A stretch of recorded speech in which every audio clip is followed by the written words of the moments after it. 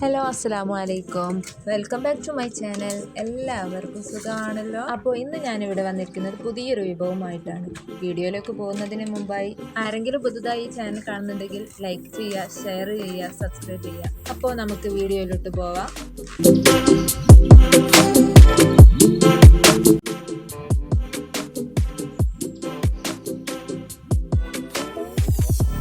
അപ്പോൾ നമുക്കിതിലേക്ക് ആവശ്യമായിട്ടുള്ള ഇൻഗ്രീഡിയൻസ് എന്തൊക്കെയാണെന്ന് നോക്കാം. വലിയ ഉള്ളിയാണ് ഞാൻ എടുത്തിരിക്കുന്നത് കേട്ടോ. വലിയ ഉള്ളിയുടെ പകുതി മതി കേട്ടോ.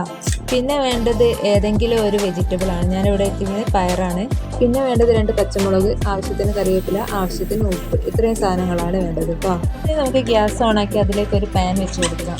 പാൻ ചൂടായി വന്നാൽ അതിലേക്ക് നമുക്ക് 1 സ്പൂൺ വെളിച്ചെണ്ണ വെച്ച് കൊടുക്കാം. എണ്ണ ചൂടായി കഴിഞ്ഞാൽ അതിലേക്ക് നമുക്ക് 1 സ്പൂൺ കടുക് ചേർത്ത് കൊടുക്കാം. കടുക് പൊട്ടിക്കഴിഞ്ഞാൽ പിന്നെ അതിലേക്ക് നമുക്ക് അരിഞ്ഞു വെച്ചിട്ടുള്ള ഉള്ളി ചേർത്ത് കൊടുക്കാം.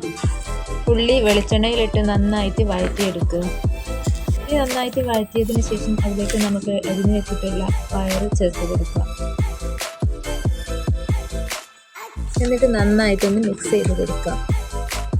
ഉള്ളിയും പയറും നന്നായിട്ട് മിക്സായി കഴിഞ്ഞാൽ അതിലേക്ക് നമുക്ക് ഉപ്പ് ചേർത്ത് കൊടുക്കാം. പിന്നെ അതിലേക്ക് നമുക്ക് പച്ചമുളക് ആഡ് ചെയ്ത് കൊടുക്കാം. ഇനി അതിലേക്ക് നമുക്ക് കറിവേപ്പിലയും കൂടെ ചേർക്കാം. എന്നിട്ട് നന്നായി ഒന്ന് മിക്സ് ചെയ്ത് കൊടുക്കാം. നന്നായി മിക്സ് ചെയ്തതിന് ശേഷം നമുക്കതൊന്ന് ഒരു പാത്രം കൊണ്ട് അടച്ചു വെക്കാം. ഇനിയാണ് നമ്മൾ ഇതിലേക്ക് ആവശ്യമായിട്ടുള്ള റവ ചേർത്ത് കൊടുക്കാൻ പോകുന്നത്. എത്രയാണോ നമുക്ക് ആവശ്യമായ റവ വേണ്ടത് അതിനിരട്ടി വെള്ളം എടുക്കണം കേട്ടോ. ഞാനിവിടെ 1/2 ഗ്ലാസ് റവയാണ് എടുത്തത്. അതിന് 1 ഗ്ലാസ് വെള്ളവും എടുക്കുന്നുണ്ട് കേട്ടോ. റവ ഒന്ന് കഴുകിയെടുക്കണം കേട്ടോ. നമുക്ക് ഗ്യാസിൽ വഴറ്റാൻ വെച്ചതിൻ്റെ അടപ്പൊന്ന് തുറന്ന് നോക്കാം. ഇത് നന്നായിട്ട് വെന്ത് വന്നിട്ടുണ്ട് കേട്ടോ. ഇനി ഇതൊന്ന് നന്നായിട്ട് മിക്സ് ചെയ്ത് കൊടുക്കാം. ഇനി എടുത്ത് വെച്ചിട്ടുള്ള വെള്ളം നമുക്ക് അതിലേക്ക് ഒഴിച്ച് കൊടുക്കാം.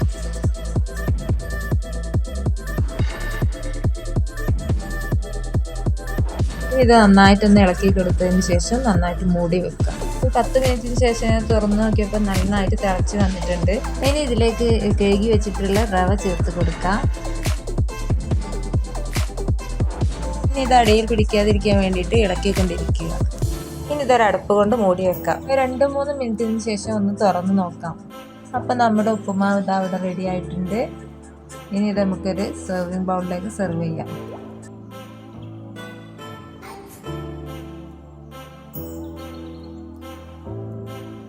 അപ്പോൾ ഇത്രയുള്ള നമ്മുടെ വീഡിയോ. അപ്പോൾ എല്ലാവർക്കും ഇഷ്ടമായിട്ടുണ്ടാവുമെന്ന് വിചാരിക്കുന്നു. അപ്പോൾ നേരത്തെ പറഞ്ഞതുപോലെ തന്നെ ചാനൽ സബ്സ്ക്രൈബ് ചെയ്യാനും ലൈക്ക് ചെയ്യാനും ഷെയർ ചെയ്യാനും മറക്കരുത്.